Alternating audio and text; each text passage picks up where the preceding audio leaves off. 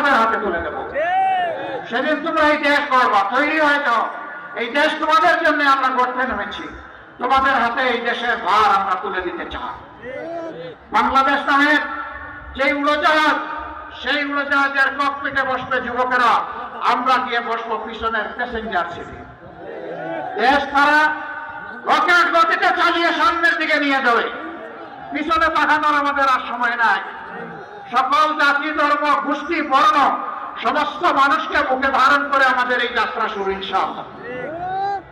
মা বোনদের ক্ষেত্রে আমাদের স্পষ্ট অঙ্গীকার, আপনাদের বহুবিধ অবদান, তার একটাও প্রতিদান দেওয়া আমাদের পক্ষে সম্ভব নয়, ঋণ পরিশোধ করা সম্ভব নয়, কিন্তু আমাদেরকে চেষ্টা করতে হবে।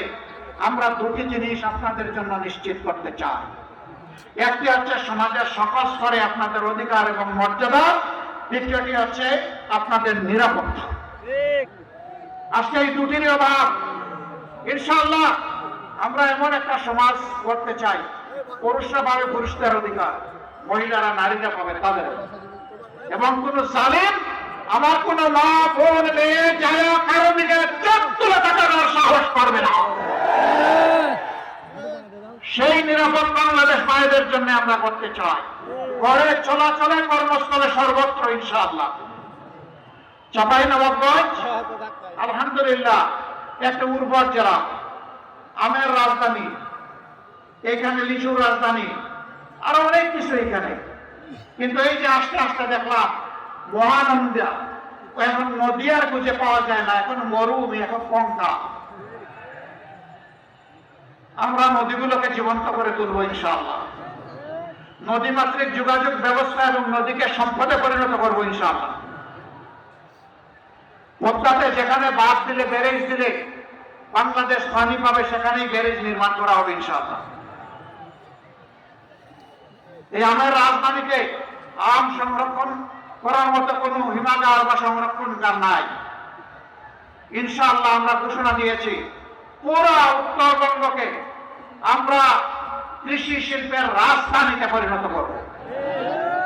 যেখানে বিশ্ববিদ্যালয় দরকার সেখানে বিশ্ববিদ্যালয় হবে, যেখানে সংরক্ষণ দরকার সেখানে হবে, যেখানে পরীক্ষাগার দরকার, গবেষণাগার দরকার সেখানে গবেষণাগার গড়ে তোলা হবে। আম এবং লিচুর প্রসেসিং করে সারা বছর খাওয়ানোর ব্যবস্থা করা হবে, বিশ্বে রপ্তানি হবে ইনশাআল্লাহ। এইভাবে বাংলাদেশে এবং বিশ্বে আমরা চাপাইকে পৌঁছে দিতে চাই। আপনারা তৈরি আছেন ইনশাআল্লাহ? 12 তারিখ দুটি ভোট। কয়টা? একটা হচ্ছে পুরানা বন্দোবস্তকে লাল কার্ড, নতুন বন্দোবস্তকে আহলান সাহলান, ওয়েলকাম, স্বাগত। এটার জন্য কি হবে? গণভোটে কি বলবো? হ্যাঁ মানে আজাদি, না মানে গোলামি। আজাদি না গোলামি, আজাদি না গোলামি। তাহলে প্রথম ভোট ইনশাআল্লাহ চাঁপাইবাসীর হ্যাঁ।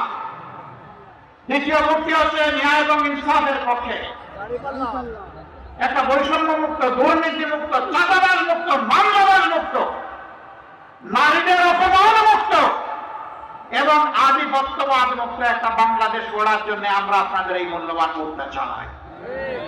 আমরা কথা দিচ্ছি, আপনারা আপনাদের ভোটের আমানত দিয়ে আমাদেরকে সাহায্য করুন। আমরা আপনাদেরকে ইনশাআল্লাহ এই যে আমানত আপনারা আমাদের দিলেন, আমরা এই কৃতজ্ঞতা 5 বছর ধরে আদায় করার সর্বাত্মক চেষ্টা করব। আপনাদের যত ন্যায্য পাওনা আছে সবগুলো ইনশাআল্লাহ আপনাদের সাথে আলোচনা করে আপনাদের হাতে পৌঁছে দেওয়া হবে। এবার আমি ইনসাফের প্রতীক দাঁড়িপাল্লা এখানকার কয়টা আসেন? এখানে 3টা আসেন, যে আসেন ইনশাআল্লাহ। চাপাই 1, চাপাই 1 আসেন আলহামদুলিল্লাহ। চাপাই 1 আসনটার নাম কি? এটা কি শিবগঞ্জ হবে না শিবগঞ্জ হবে? এটা শিবগঞ্জ হবে ইনশাআল্লাহ। এখানকার ভাষাকে আমরা সম্মান করি, শ্রদ্ধা করি, তাহলে বলুন শিবগঞ্জ ইনশাআল্লাহ। এই শিবগঞ্জে ইনসাফের প্রতীক দাঁড়িপাল্লা তুলে দিচ্ছি।